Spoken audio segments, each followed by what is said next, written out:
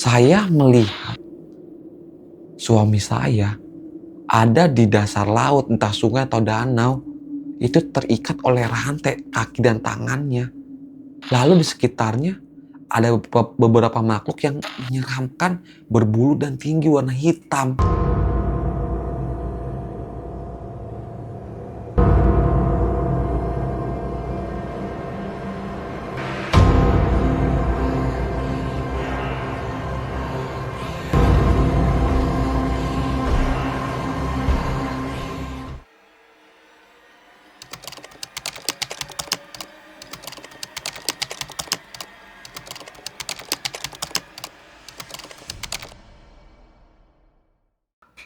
Halo guys, ketemu lagi bersama gua Imam Bule di channel Ingatan Mistis. Buat kalian yang belum subscribe, boleh subscribe di bawah karena subscribe itu gratis.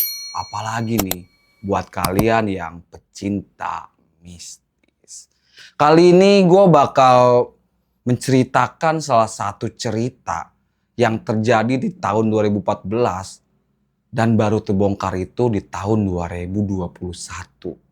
Ternyata salah satu teman kita semua, ayahnya itu terkena santet tusuk konde. Daripada gue lama-lama, langsung aja gue masuk ke ceritanya. Jadi 2014 itu teman gue ini tuh masih di usia 5 tahun. Hidupnya itu lagi bahagia-bahagianya. Orang tuanya bekerja di salah satu perusahaan BUMN. Yang kita tahu semua nih, pasti namanya pekerja BUMN pasti ekonominya di atas rata-rata. Hidupnya bahagia dan tentram. Dan itu tuh masih gimana ya, ada beberapa orang, apalagi orang terdekat dari pihak ibunya yang merasa kayak tersaingi dan bisa dibilang tuh sirik lah. Awal mulanya itu ibunya itu sering kayak bantu atau kayak ngasih pinjaman lah. Ngasih masukan ke beberapa saudara-saudaranya di kampung.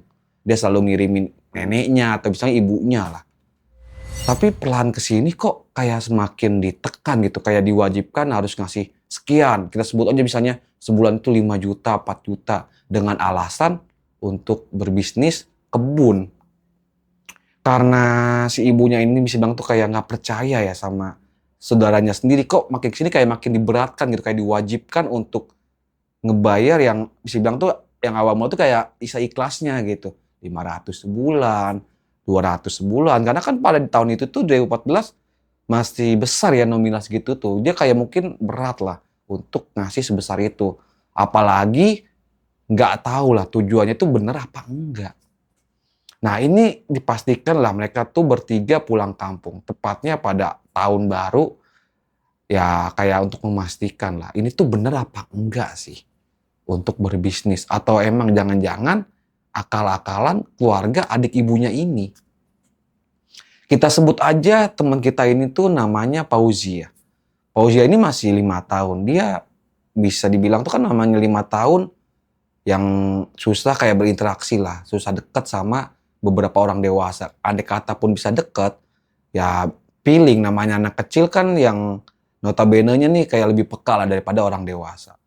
Singkat cerita, Fauzia ini dengan ayahnya dan ibunya sampailah di kampung mereka. Di daerah Brebes, Jawa Tengah. Nah setelah sampai di sana tuh, kan namanya satu keluarga di perkampungan itu kan masih satu lingkungan nih. Rumah neneknya, rumah bibinya, rumah pamannya masih di satu lingkungan lah. Ketika Fauzia nyampe ini tuh, Fauzia ini kok ngerasa, dia tuh bercerita tuh kayak nggak nyaman deket sama tantenya. Dia selalu ketakutan, dia nggak selalu kayak nggak mau kayak dideketin, nggak mau gampang deket lah sama tantenya ini. Apalagi kan bisa dibilang tante sendiri loh, jarang yang kayak kita tuh nggak deket kan sama tante kita sendiri kan. Tapi Fauzia ini tuh kayak ada firasat atau mungkin tuh kayak ngerasa feeling gitu. Kalau tante dia ini tuh bukan orang yang baik. Akhirnya singkat cerita, dia tuh sampai di kampung kayak ngebahas lah beberapa mungkin bilang bisnis yang pengen dijalani. Dia tuh pengen ngejelasin bisnis kayak gimana sih bawang merah. Bawang merah ini bisa dibilang tuh dia tuh punya perkebunan yang cukup luas di sana, tapi kekurangan modal. Nah, modal di tahun 2014 itu bisa dibilang notabene itu 1 bulan itu 5 juta, ya cukup besar lah. Terus saat ditanya keuntungannya bagaimana, tantenya itu selalu berkelit. Jika emang ada keuntungan, nanti akan diberitahu. Itu terus jawabannya. Tapi emang karena dasarnya nih, dia bawa embel-embel si orang tuanya, ibunya, si Fauzia ini atau neneknya, dia kayak ya udahlah ngebantu orang tua sendiri masa enggan sih gitu. Akhirnya ibunya Fauzia ini kayak gimana ya, kayak oke lah kita turutin sebulan 5 juta gitu. Karena emang udah terlihat nih ya kan, kayak kebunnya, terus lahannya pun udah ada di depan mata. Walaupun kayak dari segi keuntungan tuh tidak jelas. Singkat cerita, ibunya Fauzia ini udah deal-dealan nih. Dia akan memberi, bisa bilang tuh modal lah 5 juta dalam waktu tuh sebulan, setiap bulan selalu ngirim 5 juta. Singkat cerita, Fauzia bersama ibu dan bapaknya itu balik lagi nih ke Bogor. Dia tuh pengen Bogor lagi aktivitas seperti semula. Bapaknya kerja, pulang pergi ke kantor BUMN, dan ibu itu hanya seorang ibu pekerja rumah tangga. Sedangkan si Fauzia ini tuh masih TK, ibunya masih nganterin lah. Nah, singkat cerita udah berjalan nih 3 bulan, selalu ngirimin. Tapi keuntungan yang disebutin sama tantenya ini tuh nggak ada kemana gitu, nggak ada kabar, nggak ada info kelanjutannya bagaimana. Cuma minta di awal bulan, tapi saat di pertengahan bulan atau di akhir bulan, itu tuh nggak ada omongan prosesnya seperti apa, progresnya tuh bagaimana. Singkat cerita, kayak gimana ya, si tantenya ini nyamperin lah ke Bogor. Dengan alasan dia ingin merantau. Di sana tuh yang mengurus tuh suaminya. Nah udah akhirnya tantenya itu mutusin tinggal di rumah Fauzia ini. Tinggal di situ kayak gimana ya, kayak mungkin dengan alasan nyari kerja. Karena kan bisa dibilang tuh bapaknya Fauzia ini tuh kan seorang BUMN. Mungkin kalau dia bisa bekerja di sana, bisa dapat penghasilan yang lebih besar juga gitu. Mungkin awal mulanya seperti itulah. Makanya dia kayak pengen kerja di sana juga. Dia minta lowongan pekerjaan. Tapi berhubung masih belum ada, di saat itu tuh masih belum ada lowongan, masih penuh. Akhirnya tantenya itu masih tinggal lah di sana sambil bantu-bantu di rumah itu. Akhirnya berjalan seiringnya waktu nih, selalu berjalan. Dia bisa dibilang tuh ikutlah nganterin si Fauzia ini ke TK. Dia nganterin bersama ibunya. Tapi secara pelan tuh si Fauzia ini tuh nggak bisa deket nih sama si tantenya ini. Padahal udah seiring berjalannya waktu. Tapi masih nggak bisa deket. Ada apa nih? Dia cukup bingung. Kok nggak bisa deket nih sama tantenya? Ada apa gerangan? Tapi kayak udahlah, mungkin namanya si anak kecil kan, mut-mutan kan. Kita kayak nggak bisa nuntut dia untuk deket dengan kita cepat kilat, itu susah. Singkat cerita, tibalah di salah satu minggu, dia tuh sedang kumpul keluarga nih, sedang makan malam. Tantenya si Fauzia ini tuh bilang lah ke kakaknya nih, ke ibunya si Fauzia. Mbak, aku mau ikut ke kantor Mas Adam, boleh ndak gitu. Dia mau tahu. Bapaknya si Fauzia ini namanya Adam, Pak Adam. Akhirnya karena emang Pak Adam ini tuh nggak enak gitu kan, menolak permintaan adiknya dari istrinya sendiri nih. Akhirnya menyetujui lah, yaudah boleh. Akhirnya keesokan harinya nih, mereka pergilah ke kantor berdua, ke kantor BUMN ini di Jakarta Utara, tepatnya pada saat itu. Ya udah, saat itu tuh dia ke kantor, tapi yang bikin aneh dan janggalnya itu, tantenya ini tuh pulang duluan daripada Pak Adam ini. Tiba-tiba saat sampai rumah nih, saat jam 4 sore, Pak Adam belum pulang kerja, tapi dia sudah sampai rumah. Dia ditanya kan sama ibunya Fauzia, kok sudah sampai rumah? Mana suamiku, Mas Adam gitu. Ya, dia bilang, Mas Adam masih kerja, aku pulang duluan, Mbak. Aku gimana, aku nggak nyaman di sana, kata dia. Tempatnya gimana ya, panas, kata dia. Terus orang-orangnya juga kayak nggak terima aku dicuekin di sana gitu.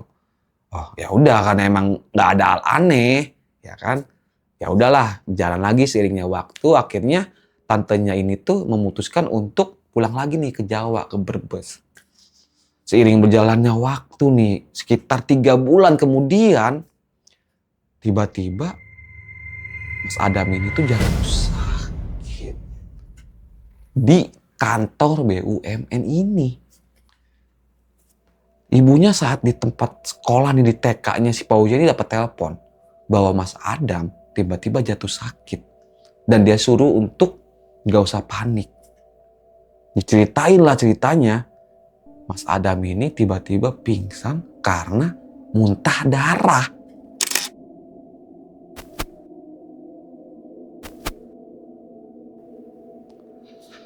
Ya otomatis ibunya Fauzi ini bingung dong.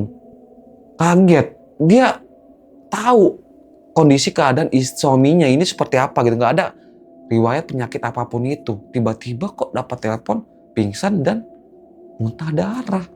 Ini diputusin, ya udah dibawa pulang lah sama salah satu pegawainya tuh, bisa dibilang tuh bawahannya Mas Adam ini. Diantar ke rumah, singkat cerita sampai di rumah diceritain lah. Awalnya Mas Adam itu lagi ngopi, Bapak lagi ngopi Bu. Gak lama, sekitar 10 menit, Bapak diam, terus kejang-kejang lalu muntah darah.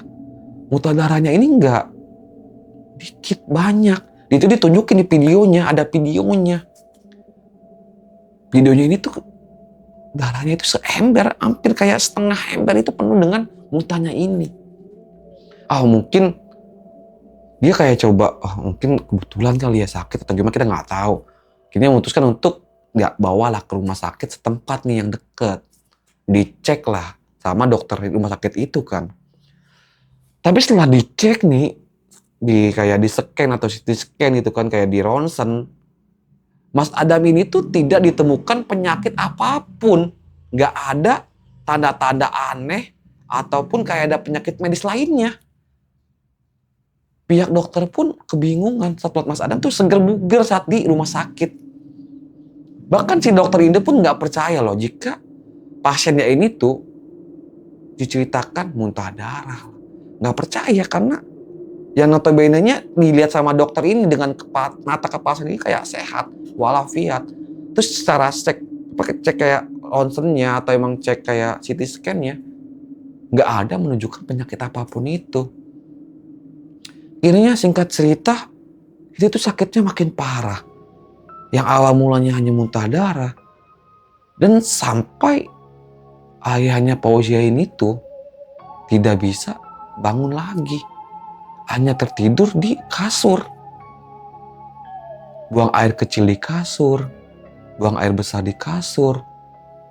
Akhirnya ibunya Fauzia ini tuh mencarilah beberapa orang pinter. Dia udah kayak kesana kesini. Jawabannya sama. Ini pasti ada hal aneh. Suami ibu terkena santet. Tapi itu tuh belum ada kayak jawaban santet apa. Cuma santet. Dia udah kayak beberapa tempat nih. Akhirnya berinya waktu nih setahun gak ada perubahan. Ayahnya Fauzia ini tuh masih terkapar di kasur di tempat tidurnya. 2 tahun akhirnya Fauzia ini kayak beranjak menjadi 7 tahun, 9 tahun. Itu kayak gimana ya, kayak dia kayak ngerti sendiri. Akhirnya dia bercerita lah ke ibunya.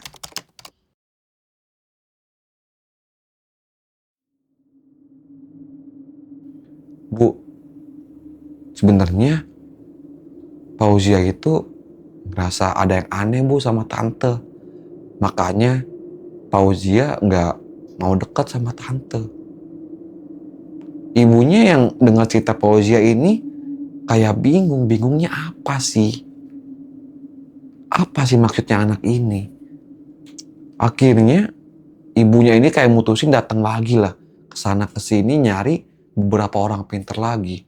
Yang awal mulanya ekonomi mereka itu bisa dibilang tentram, adem ayem, tanpa ada masalah ekonomi apapun. Karena udah berjalan seiring berjalannya waktu, 2 tahun, 3 tahun, 4 tahun, tidak kunjung sembuh. Bahkan nggak ada tanda-tanda nih untuk ayahnya ini tuh atau suaminya ini tuh mendekati kayak sehat lah, nggak ada. Akhirnya beberapa simpenannya dia ambil.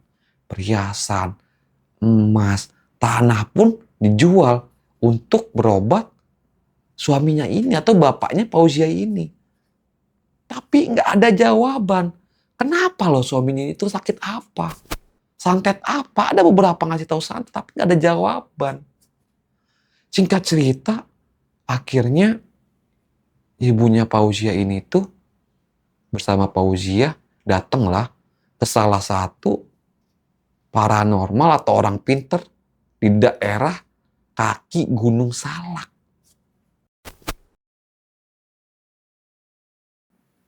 Dia menceritakanlah semua awal mulanya suaminya ini atau Bapak Fauzia ini terkena penyakit ini loh. Dari awalnya sehat sampai ada kayak ajakan bisnis, terus adiknya datang, tantenya datang. Akhirnya sampai suaminya jatuh sakit. Diceritakan seorang pinternya itu kayak ngasih tahu ini ulah dari orang terdekat kamu. Dia nggak senang akan kenikmatan atau kelimpahan harta yang kamu alamin, apa yang kamu rasain. Dia tuh merasa kamu itu sombong. Kamu nggak mau bantu dia, kata orang pinter ini. Lalu ibunya Fauzia ini tuh menjawab. Maksudnya gimana, Pak? Saya nggak pernah sombong ke siapapun itu, Pak. Saya selalu coba bantu, asalkan itu pun jelas. Kalau saya tidak jelas, saya tidak mau ngebantunya, Pak. Nah itu Bu masalahnya, kata orang pinter ini. Coba ibu inget-inget lagi.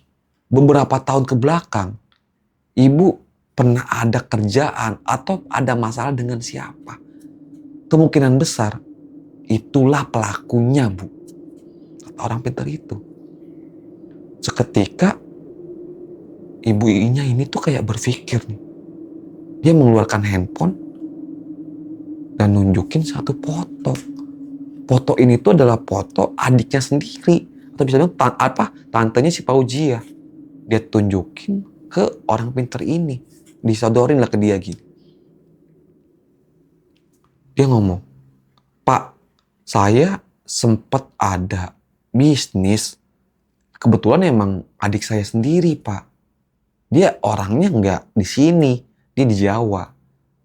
Coba boleh Bapak lihat.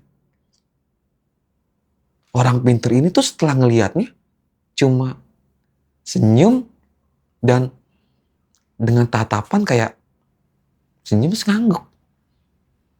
Ibu Fauzia ini tuh kebingungan dong. Dia langsung bertanya nih ke orang pinter ini tuh. Pak, kok Bapak cuma senyum aja? Kenapa? Coba tolong ceritain, Pak. Orang pinter ini kayak coba bercerita. Adek ini mungkin lebih tahu daripada saya, Bu. Adek ini sudah merasakan terlebih dulu sebelum kejadiannya benar-benar terjadi. Seketika si Fauzia dan ibunya itu saling pandang. Dia kan kebingungan nih maksud si paranormal itu apa. Akhirnya si Fauzia ini beraniin lah untuk ngobrol. Pak, aku kalau ngedeket sama tante aku ini tuh, aku tuh ngerasanya takut, Pak. Aku ngerasanya ada yang ngeliatin aku dari belakangnya dia. Pokoknya aku gak mau deket-deket dia, Pak. Aku takut. Fauzia tuh ngomong kayak gitu ke bapaknya. Akhirnya ibunya si Fauzia ini tuh kayak megang si Fauzia ini dan ngomong sama Fauzia. Dok, kok kamu gak pernah cerita ke ibu? Kenapa kamu bercerita sekarang? Iya, Bu. Fauzia takut. Fauzia ngomong kayak gitu ke ibunya. Ibunya langsung ngomong lah ke paranormal ini kan. Terus menurut Bapak bagaimana? Saya mau suami saya sehat lagi Pak, sembuh lagi. Bapak ini tuh, paranormal itu ngejawab, dia bilang, kalau untuk sembuh, kemungkinan susah Bu. Karena ini tuh sudah berjalan hampir 4 tahun. Kalau ingin benar-benar sembuh, ibu harus ngebalikin santet ini ke yang ngirimnya.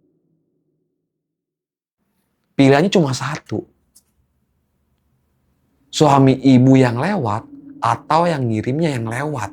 Atau kasarnya mah lewat tuh mungkin mati kali ya. Ibu tinggal pilih. Ibu mau pilih suami ibu sembuh lagi, atau adik ibu yang sakit, atau bahkan meninggal, Bu. Kalaupun ibu pengen seperti itu, ibu bisa ikut saya nanti ke guru saya. Guru saya ada di daerah Banten. Akhirnya Ibu Fauzia ini kayak coba berpikir dulu lah, kayak ngambil keputusan. Ya udah, Pak, saya coba pikirin dulu ini matang-matang. Kalau emang saya sudah memikirkannya, saya bakal balik lagi ke sini. Akhirnya singkat cerita, Fauzia dan ibunya pulanglah ke rumah. Di rumah sering jalannya waktu 2 hari, 3 hari, 4 hari. Dia bimbang. Dia mau negor adeknya, tapi nol bukti. Cuma ada omongan dari si orang pinter ini doang. Yang nggak ngebuktiin apa-apa kan sulit. Dia pengen suaminya sembuh tapi harus ngorbanin adeknya. Ngebalikin gitu ke adeknya santetnya ini tuh. Dia kayak dilema lah. Dia harus ngambil keputusan apa. Akhirnya di malam hari ini tuh ibunya Fauzia ini tuh mutusin untuk istirahat malam lah, tidur. Di dalam tidurnya ini, Ibu Fauzia ini tuh bermimpi. Dia melihat suaminya ada di dasar laut, dirantai kaki dan tangannya. Dia melihat kan, dia coba nyelamatin nih. Tapi yang ngejagain tuh ramai. Makhluk tinggi besar dan berbulu lebat berwarna hitam. Karena Ibu Fauzia ketakutan, akhirnya dia kayak kebangun. Dia ngucap istighfar dan akhirnya dia kayak mutusin untuk sholat malam. Dia minta petunjuk lah supaya ada jawaban. Akhirnya singkat cerita itu tuh berjalan selama seminggu belum ada jawaban. Dia pengen nyembuhin, dilema juga adanya jadi korban. Dan selama seminggu ini pun mimpi dia berulang-ulang itu terus dan itu terus. Dia menemukan suaminya ada di dasar laut sedang dirantai kaki dan tangannya. Dan dikelilingi oleh beberapa makhluk tinggi besar dan berbulu. Akhirnya dia karena kesel. Dia karena nggak ada gimana ya, nggak ada titik terang nih. Setiap minggu selalu mimpiin seperti itu terus. Kini dia balik lagi lah ke tempat orang pintar ini bersama Fauzia. Kayaknya dia balik lagi nih keesokan harinya ke orang pintar ini daerah Gunung Salak. Akhirnya singkat cerita dia itu sampailah di tempat orang pintar ini. Dipersilakan duduk. Si bapak-bapak orang pintar ini tuh hanya tersenyum ke ibu ini. Seolah-olah ada jawaban nih. Seolah-olah ada kayak hal yang dia tahu gitu. Tapi enggan dia ceritakan. Dia tuh kayak seolah tuh nunggu si ibu ini menceritakan dulu nih. Ceritanya apa nih?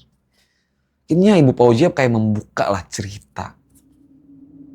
Pak, selama seminggu kebelakang ini, terakhir tadi malam, saya selalu memimpikan hal yang sama. Saya melihat suami saya ada di dasar laut, entah sungai atau danau, itu terikat oleh rantai kaki dan tangannya. Lalu di sekitarnya ada beberapa makhluk yang menyeramkan, berbulu dan tinggi warna hitam. Dan bapak-bapak ini menjawab, Saya sudah tahu suami ibu memang dijaga supaya tidak bisa diselamatkan. Karena apa? Si pengirimnya ini pengen perlahan suami ibu ini tuh meninggal dan ibu tuh jatuh miskin. Itu yang mereka pengen tuh, Bu. Ibu Fauzia kaget. Fauzia pun sama kaget. Dan dia tuh kayak kesel. Fauzia langsung ngomong lah ke orang pinter ini. Ya udah, Pak. Saya pengen bapak saya sembuh lagi, ayah saya sembuh lagi. Kalau emang harus dibalikin, balikin aja Pak, nggak apa-apa. Fauzia benci sama tante. Kata Fauzia kayak gitu. Ibu Fauzia ngeliat Fauzia bingung. Dok, nggak boleh ngomong kayak gitu, Dok. Kita harus pikir matang-matang. Ini nggak boleh asal. Tapi Bu, Fauzia kesel. Fauzia kasihan ngeliat bapak. Fauzia nggak mau bapak kayak gitu terus. Tiap hari buang air kecil, buang air besar di kasur, muntah darah, nggak sembuh-sembuh. Pokoknya Fauzia mau bapak sembuh, Bu. Si ibu ini tuh kayak, ya udah Pak, saya juga pengen suami saya sembuh. Apapun resikonya, saya akan ambil resiko itu. Kata ibunya Fauzia. Ya udah Bu, kalau emang tekad ibu udah bulat, ibu udah mikirin matang-matang,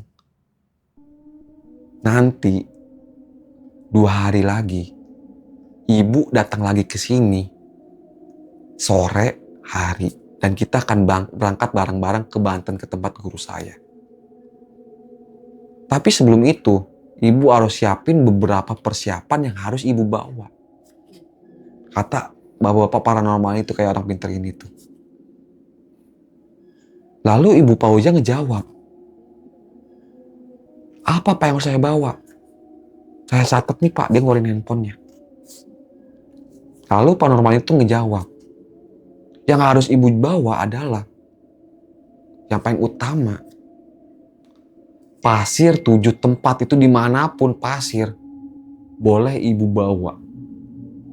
Yang kedua, 7 tanah warna merah. Terserah. Ibu mau tanah kuburan atau tanah lapangan itu bebas. Sampai 7 tanah. Gimana aja bebas. Yang terakhir, ibu harus bawa 2 ekor ayam cemani. Ayam yang berwarna hitam. Jangan sampai ketuker ya Bu. Jenggernya itu warna hitam. Ibu harus mastiin bawa itu semua. Akhirnya si ibu itu udah catet nih. Dan di ibu ini tuh ngejawab. Baik Pak, saya bakal usahain, saya bakal bawa ini semua. Besok 2 hari lagi saya akan kesini. Singkat cerita, Fauzia dan ibunya itu pulanglah ke rumahnya. Keesokan harinya, ibu Fauzia bersama Fauzia ini kayak mempersiapkan lah beberapa barang-barang yang pengen dia bawa. Karena tekadnya udah bulat nih. Dia pengen ngebalikin, dia pengen nyembuhin bapaknya atau suaminya ini. Kayaknya nyari lah pasir kayak berbagai macam tempat dia temuin, dia singgahin. Dengan 7 tempat yang berbeda. Termasuk tanah pun. Dan tanah yang masih merah dengan 7 tempat yang berbeda. Lalu dia kayak nyari info lah ke beberapa orang. Kayak mungkin yang bisa dibilang tuh kayak orang pintar juga di kampungnya dia atau ustadz atau emang tanda kutip yang jual unggas. Dia nanya tentang ayam cemani. Akhirnya setelah dicari beberapa perlengkapan atau emang persyaratan itu telah terkumpul nih. Keesokan harinya ibunya Fauzia dan Fauzia berangkatlah ke tempat orang pintar ini lagi. Ke kaki Gunung Salak di tempat yang mereka janjian jam 4 sore.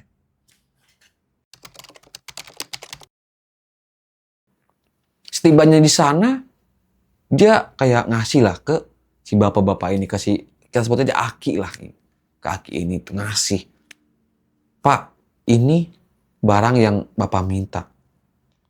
Dia kayak ada kayak dipisahin lah kresek-kreseknya. Ini untuk pasirnya, ini tanahnya, 7 rupa kayak 7 tempat. Dan ini tuh 2 ayam cemani. Oke Bu, akhirnya mereka bersiap-siap, akhirnya masukin lah beberapa barang ini tuh ke dalam mobil. Mereka bertiga tuh berangkatlah ke Banten. Tujuannya ke orang pinter, si ini kayak gurunya si bapak-bapak ini. Singkat cerita, perjalanan singkat cerita 3 jam atau 4 jam setengah itu posisi karena emang lama katanya nyampe itu situ tuh. Karena pedalaman juga kan. Akhirnya tibalah di tempat tinggalnya gurunya si orang pinter ini tuh. Berbentuk rumah yang masih tua, yang bisa dibilang tuh kayak nggak terjamah oleh siapapun. Daerah yang masih sunyi, asri, sepi.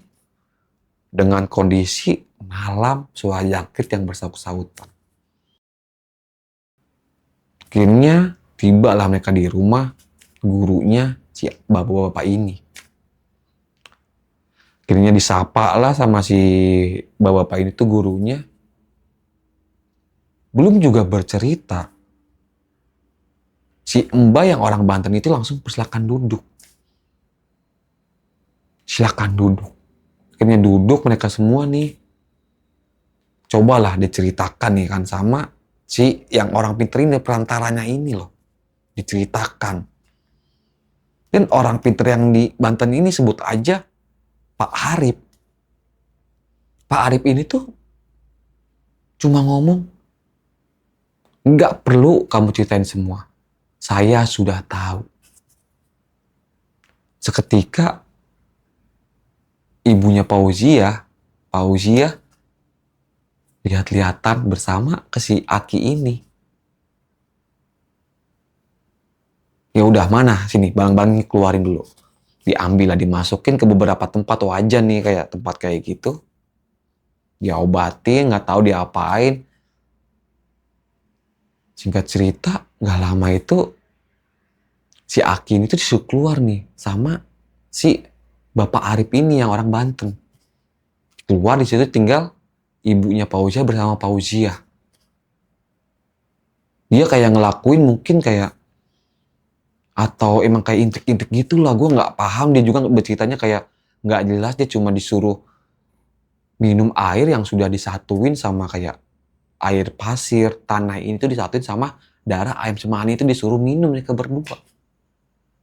Dan sisanya suruh bawa ke rumah dan diminumin ke bapaknya.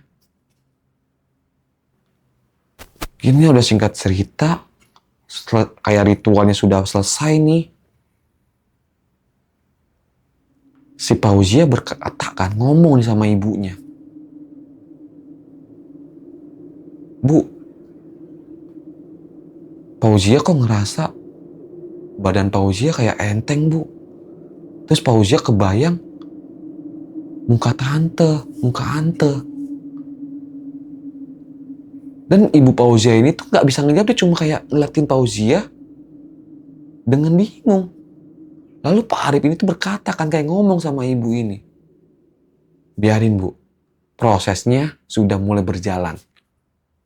Jika emang ibu ingin pamit sekarang, ingin pulang, boleh. Yang penting jangan lupa, sisa yang tadi kasih ke bapak.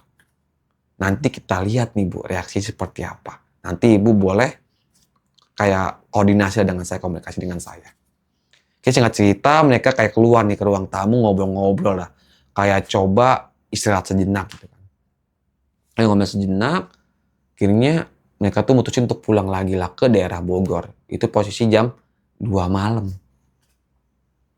Karena udah beres ritualnya kan. Saat di perjalanan, Fauzia ini tuh tertidurlah di perjalanan.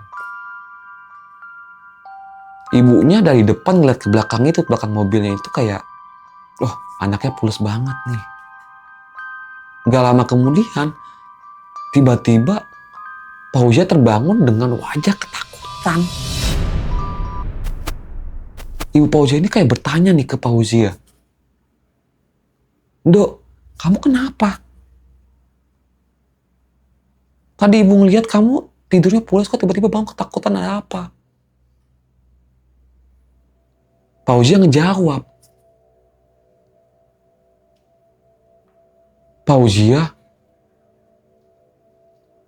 ngeliat bapak, Bu. Bapak kayak lagi disiksa, Bu. Dipukulin pakai rantai. Tapi pas Fauzia mau nyelamatin kayak mau nyamperin bapak, tiba-tiba ada Ante, Bu. Ante mukanya serem, Bu. Mukanya penuh nanah. Terus giginya bertaring. Terus dia ngedorong Fauzia, Bu. Terus Fauzia kaget langsung kebangun.